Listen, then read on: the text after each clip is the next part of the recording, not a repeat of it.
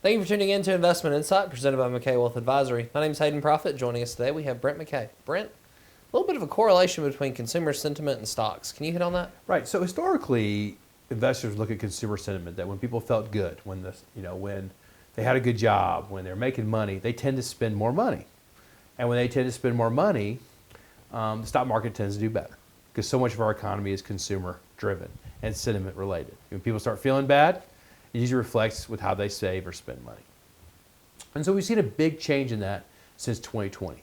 Since when COVID hit in the last 5-6 years, consumers have said they don't feel good, but they still go spend money.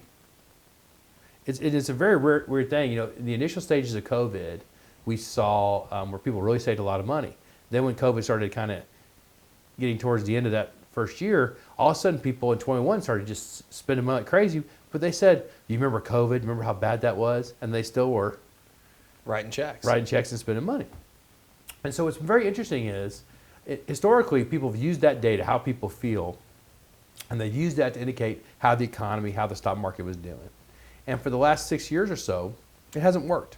And so we're seeing a change, and some of it could be related to artificial intelligence, where people are really investing in that market, and that market does well no matter what the sentiment is, because people look at that as a future way to improve productivity of the country. Is, hey, if we have artificial intelligence skills and tools, that's going to help people make more money, companies make more money. But you also see a rise of things like Singles Day.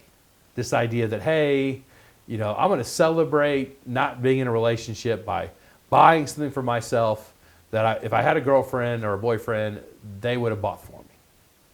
And so we kind of wonder as investors is, maybe a lot of these data points aren't as relevant as they've been in the past because people are spending money just because.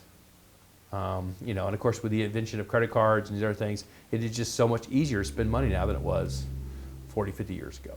Right. Well, thanks for talking to us about this today and how we can see that correlation between consumer sentiment and stock prices or just general spending in the economy. Yeah, absolutely. Thanks for talking to us. Thank you for tuning in today. Hope you have a great day.